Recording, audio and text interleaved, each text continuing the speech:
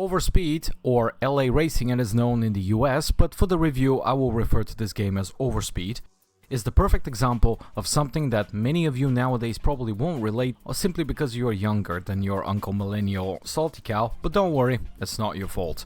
Back then, when our games were physical copies and not digital downloads, Overspeed would have been the classical scenario of you asking for a racing game for Christmas, hoping to unwrap something like, let's say, Need for Speed Most Wanted that all your friends talk about in school, or Street Racing Syndicate where your friends gush about.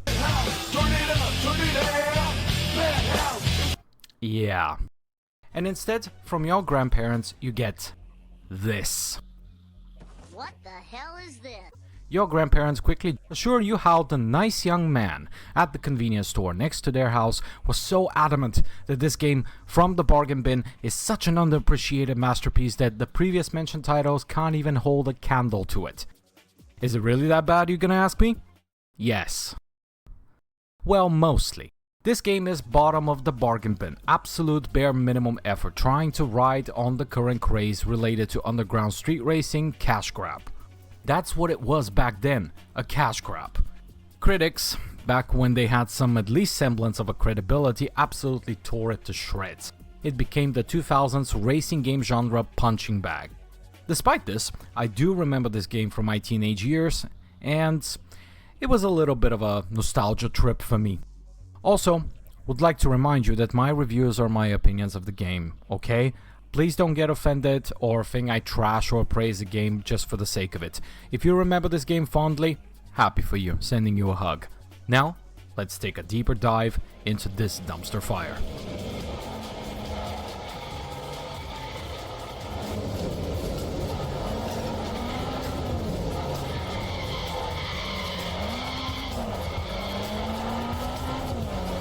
Overspeed doesn't have a story, it has a premise. You're an unknown nameless driver who gets access to two basic cars with one objective. Climb the street racing ladder, beat 60 drivers across 4, I'll call it leagues, and beat the current top driver of all of LA, Matt Peacock. Peacock. Really? And everyone was making fun of my boy Razor, can you imagine?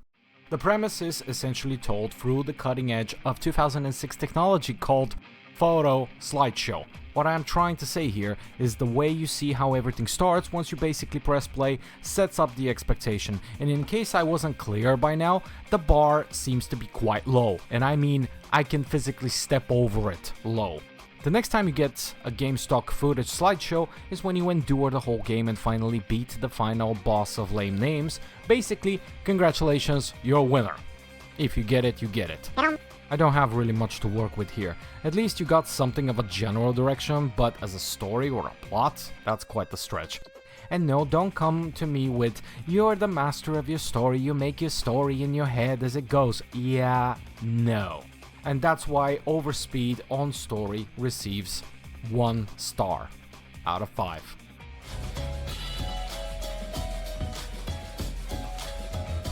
If you enjoy my honest reviews and want to see more, make sure you like this video and you click on the subscribe button plus the notification bell to be notified for when I upload new gaming reviews. And this would really help my growth. I really appreciate it. Thanks.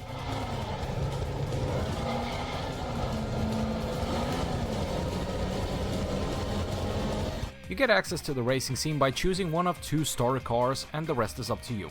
In total, the game has 10 cars, absolutely bare minimum. Since this is a low-effort budget game, it's clear that the developers couldn't afford brand licenses, so you got like cheap imitations of real-life cars, which I'm pretty sure you can guess which car and what car brand and model was supposed to imitate Temu.com style.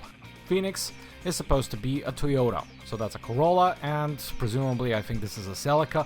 The Chorus is a Suzuki Swift. The Takura and the Hornet are both Subarus. Quadro is an Audi Quattro specifically. This Raptor here is a low-effort Nissan Skyline, and Fujin, no, not this one, clearly supposed to be a Mitsubishi Evo 7. The NSR though, I'm still not 100% sure what that one is supposed to be, but if you know, help me out in the comments. Each car handles very differently. One will be as if you're turning a train and hitting every wall like a pinball. Another As much as you sneeze and turn by accident, you will spin out 5 times. It's a matter of you just trying to get used to it. The only way to get the next car in your garage is winning their pink slip in the race. I'll talk more about the bets and the car tuning in a little bit. You have a total of about 60 drivers to compete against, spread into, as I mentioned, 4 different leagues based on the star rating from 1 to 4. Where's the 5th star? I don't know, and don't ask. The 4 leagues are based off 4 different locations around LA, supposedly. Cool Market, Peninsula Shops, Hypercenter Plaza, and the Village Motel. Based on your ranking, you can only be racing in your current bracket. If you worked enough to get yourself to the Peninsula Shops, if you try to go back to the Cool Market for some presumed easy wins, the racers there will refuse to race with you, basically calling you a griefer without being called a griefer. And if you try to skip to, let's say, the next meeting point, Hypercenter, you will be laughed out of there. The way it works is you sit in your car in the neighborhood you're supposed to be and just wait for challengers to come to you. You don't cruise or go through menus to challenge anyone.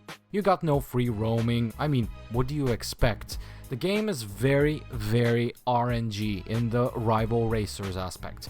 Rivals appear randomly. Their cars are randomly generated every time. Their upgrades are also random. Some will just stop next to you just to tell you something and just ride off afterwards. Where the fuck are you going? I can tell this was made to give you a sense of the world you're in right now and for immersion, but at some point it just comes off as lazy. Usually in these games, when you race for cash, which you will later use to upgrade your car. Here, there's no such thing. Excuse me, what? When a rival racer challenges you, they offer a race on a specific track. Only choices you have is either you accept or not, therefore waiting for the next challenger and the more favorable RNG in case you want specific track that you know you're good at it, or better RNG for what to be at stake. You can also choose if you want to place a bet for that race or you want to just race without any bets. The bets are parts for your car. Body parts, handling parts, performance parts, and decals.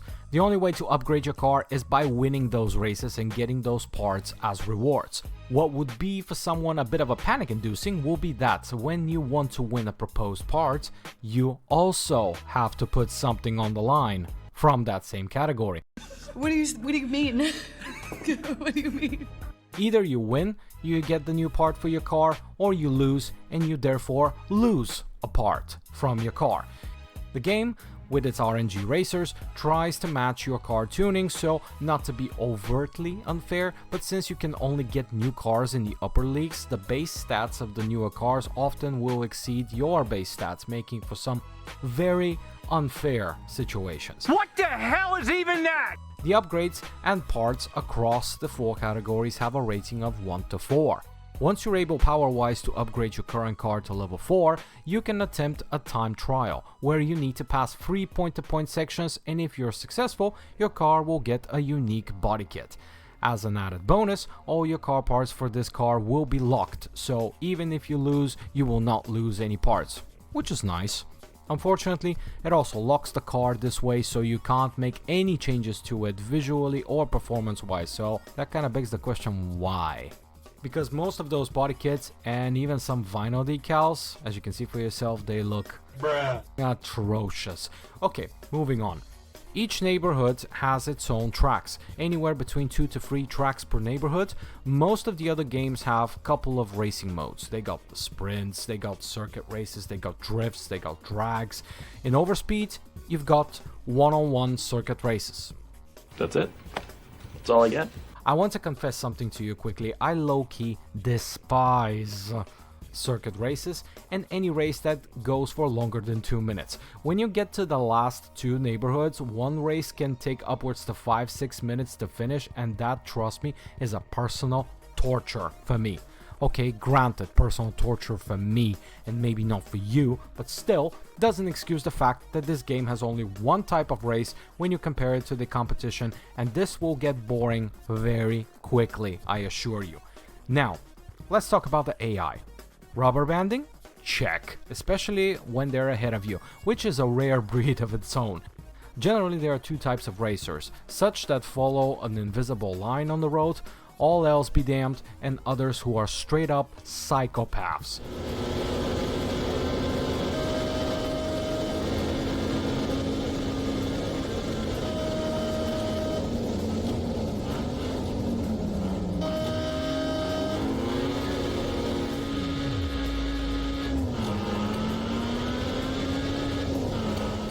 Which, if this was all real and not a game, they should be charged with a first-degree attempted murder.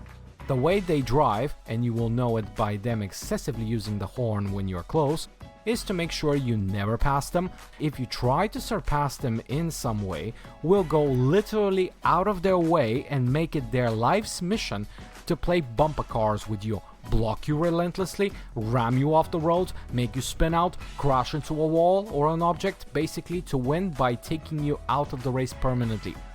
Take this!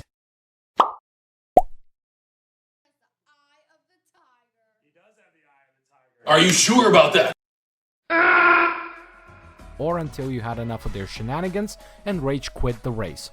By the way, if you quit a race, you automatically lose that race, along with anything you bet on it. Oh, come on now. And no, there is no restart race button. What a joy! And yeah, you guessed it, if you try to return the favor out of revenge to spin them out, they of course will have the mass of the sun and you have the resistance of a revolving door. Car customization is also bare minimum. Surprise, surprise. 4 levels of car parts in each category: bumper, spoilers, side skirts, 4 of the same type of rims across all cars, the sizes of which cannot be changed, as therefore they look ridiculous pretty much on any car you place them. The more you try to customize your car with the new parts, paint and decals, the more you actually start to appreciate the stock look more. Who greenlit this? The straight up true crime podcast level of murderous AI, at the time's abysmal car control, practically every bump or spin out 9 out of 10 times means you lost the race, don't even try, to the point where you would make holes in the walls with your head, the supposed rich and varied car customization. All these aspects alone, I dare to say, should make any sane person to cut their losses and just delete this game. Gameplay? 1 star.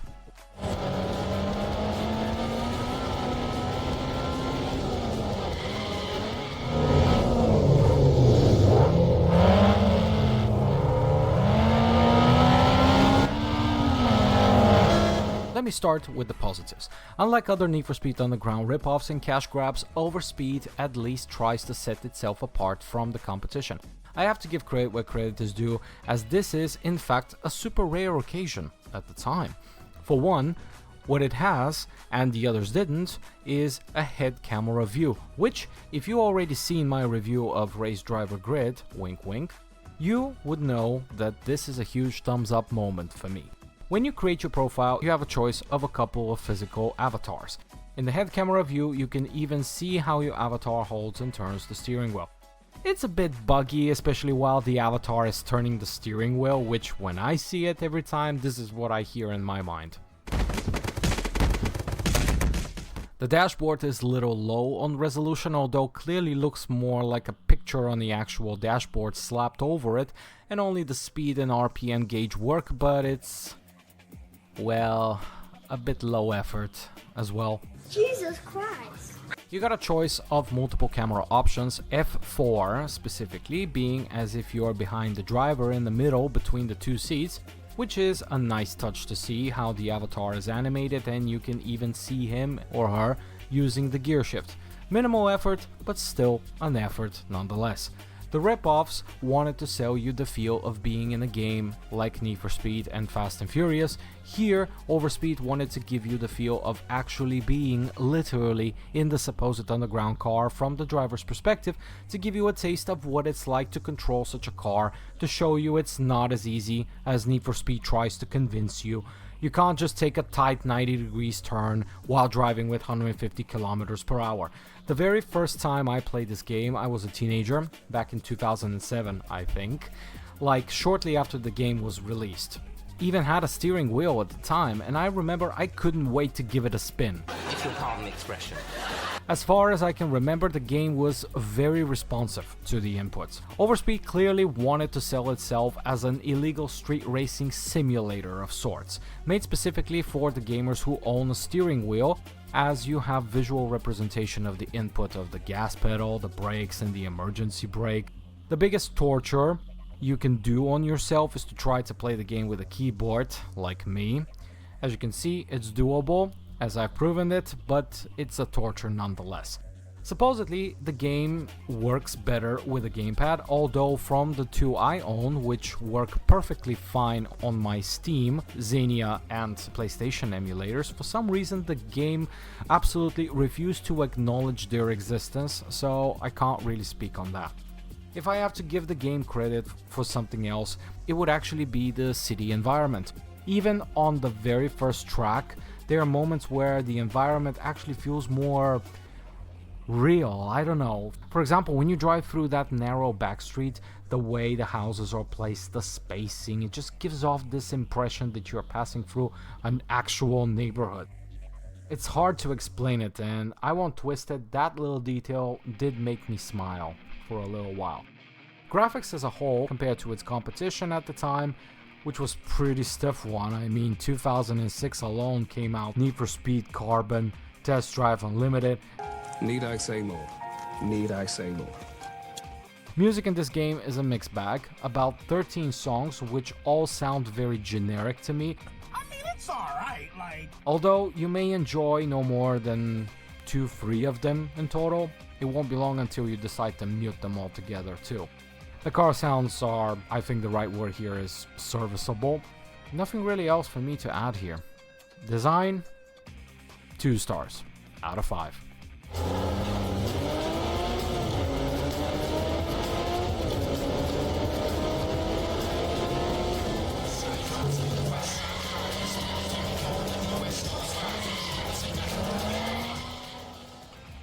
This game is painful, torturous, cash grab, riding on the wave of underground racing at the time. The word fun is nowhere to be found in this game. Overspeed is the manifestation of masochism and painful grind, trying to cash in as much as it could from people not paying close attention to what they buy, especially I would imagine preying on those dear loving older folks who just didn't know better and all they wanted was to make their grandchild happy. So, to that clerk in the convenience store, that nice young man, sincerely, you. I did whatever I could to finish the game, and in the end, when I actually did, I felt nothing. I felt no satisfaction. I felt as if I was finally released from captivity. Final score for Overspeed, 1 out of 5 stars. Thanks for watching, I hope you had fun. Don't forget to like and subscribe to my channel if you enjoy my honest reviews. Thank you for being here. This is SaltyKal, signing off. Till next time.